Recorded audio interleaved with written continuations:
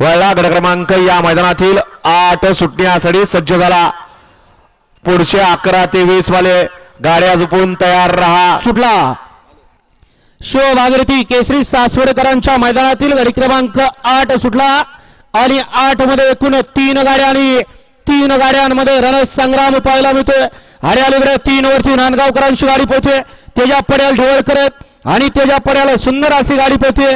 मुरुमकरांची अतिशय सुंदर आणि निर्वाद वर्चस्व पटकवला.